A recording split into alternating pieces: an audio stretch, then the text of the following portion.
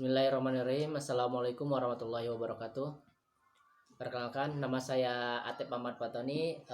Saya dari kelompok 3 dan teman saya dan ada satu lagi rekan saya, teman saya, yaitu Adi Ahmad Syadam. Di sini saya akan sedikit menerangkan atau menjelaskan kedudukan ilmu hukum. Ya. Kedudukan atau pengantar ilmu hukum merupakan dasar bagi pelajar lanjutan tentang ilmu pengetahuan dan berbagai bidang hukum. Sedangkan kedudukan dan kurikulum Fakultas Hukum adalah sebagai mata kuliah keahlian dan keilmuan. Jadi ilmu hukum ini atau kedudukan ilmu hukum ini adalah sebagai mata kuliah untuk orang-orang yang sedang mengembang kuliah atau belajar tentang ilmu hukum.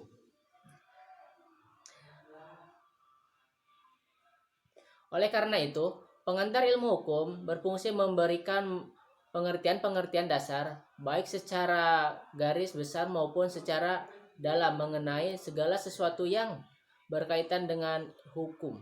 Jadi di ilmu hukum ini kita akan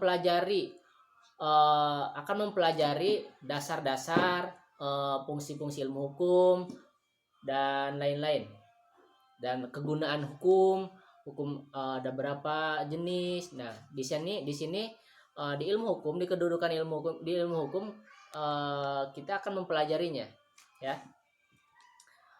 Selain itu juga mempelajari ilmu hukum juga berfungsi pedagogis, yakni menumbuhkan sikap adil, membangkitkan minat untuk dengan penuh kesungguhan mempelajari hukum.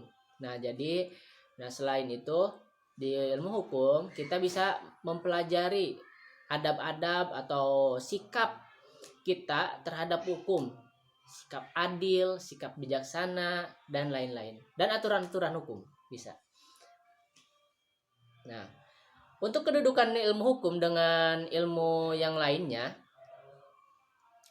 membicarakan kedudukan ilmu hukum terhadap ilmu lainnya berarti mempertanyakan apakah ilmu hukum dapat dikatakan sebagai ilmu atau bukan.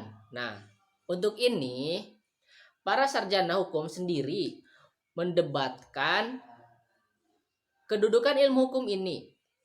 Untuk lebih mengetahui apakah ilmu hukum adalah sebuah ilmu atau bukan,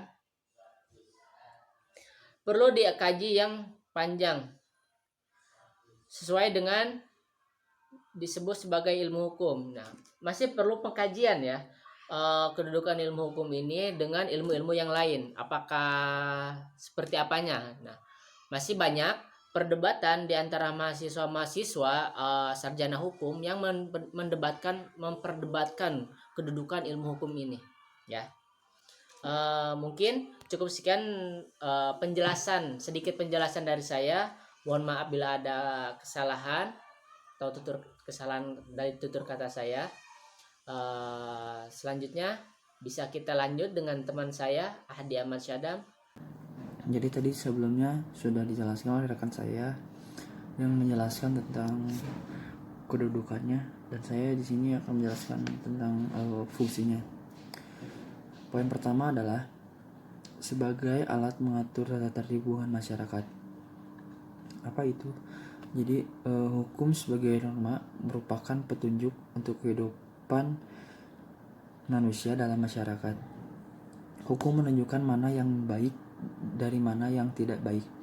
Hukum juga memberi petunjuk apa yang diperbuat dan mana yang tidak boleh, sehingga segala sesuatu dapat berjalan tertib dan teratur. Nah, terus yang poin kedua yaitu sebagai sarana untuk mewujudkan keadilan sosial lahir batin. Ada 3 poin. Yang pertama, hukum mempunyai ciri memerintah dan melarang. Yang kedua, hukum mempunyai sifat memaksa. Terus dan yang ketiga, hukum mempunyai daya meningkat fisik dan psikologi. Jadi karena hukum mempunyai ciri, sifat, dan daya mengikat tersebut, usaha hukum dapat memberi keadilan ialah dapat menentukan siapa yang bersalah. Hukum dapat memaksa agar peraturan ditaati dan siapa yang melanggar diberi sanksi hukuman. Terus yang poin ketiga, sebagai penggerak pembangunan.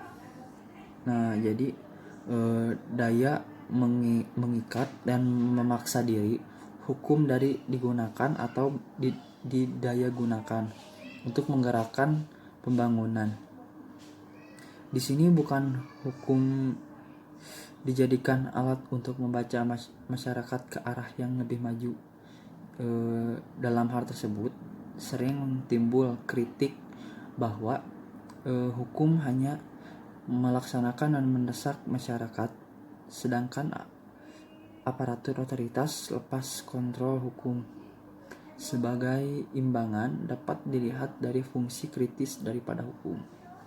Nah, terus di sini yang terakhir, fungsi kritis hukum. Dr. Sujono Dirwojoso, pengantar ilmu hukum, mengatakan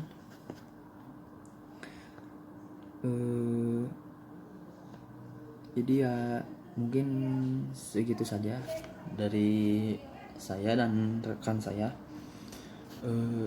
Mohon maaf bila ada kesalahan atau terbata-bata kata. Mungkin sekian dari kami. Wassalamualaikum warahmatullahi wabarakatuh.